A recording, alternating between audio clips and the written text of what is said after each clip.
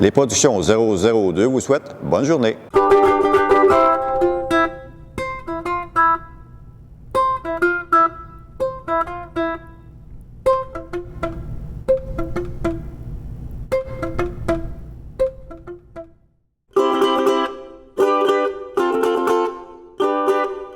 Pour cette nouvelle capsule, aujourd'hui, nous parlerons de règlement.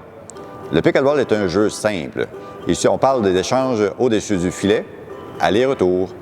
Mais pour certains joueurs, ce jeu a besoin d'encadrement. Pour cette raison, il y a 14 sections, dont 3 règlements que nous allons parler de plus aujourd'hui et 82 pages de définition et développement.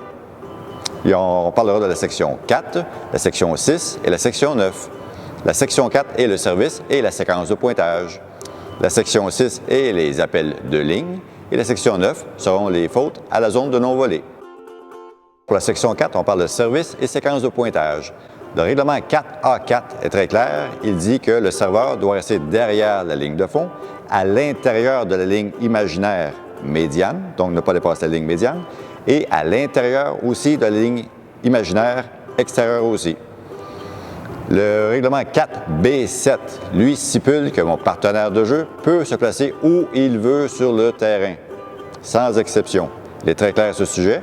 Et la dernière règle dit que je dois garder toujours au moins un pied sur le terrain. Donc, je pourrais servir comme ça. La section 4 explique aussi les deux services, soit le service à la volée et le service avec rebond. Pour la section 6, cette fois, nous parlerons des appels de ligne. Tous les litiges doivent être réglés en faveur de l'équipe adverse. Le premier appel vient du joueur qui est en position du côté de la balle est tombée. Deuxième décision vient de son partenaire. Si les deux partenaires sont en désaccord, à ce moment-là, la balle sera considérée comme in. Ou si les deux ne s'entendent pas, on demande à l'équipe adverse qui, naturellement, dira que la balle est in. Dans la position actuelle, la balle est in.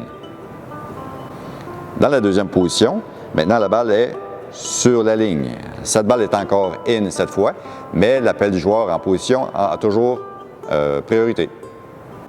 Pour la prochaine balle, donc à l'extérieur de la ligne, mais au-dessus de la ligne, le règlement 6D7 est très clair. Je dois être sûr à 100% que la balle ne touche pas à la ligne. Si la balle touche à la ligne ou apparemment touche à la ligne, pour moi, elle est in. Mais je peux demander à mon partenaire, à cause de son champ de vision en angle, verra une zone grise pour notre terrain sous la balle. Donc pour lui, cette balle-là sera out.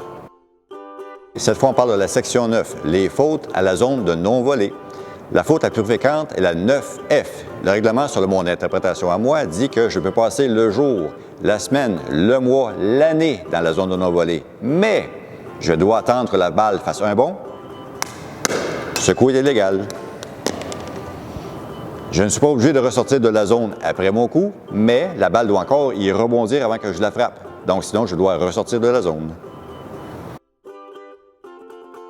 On parle du règlement 9B1. 9B1 stipule que je dois être en contrôle de mon mouvement.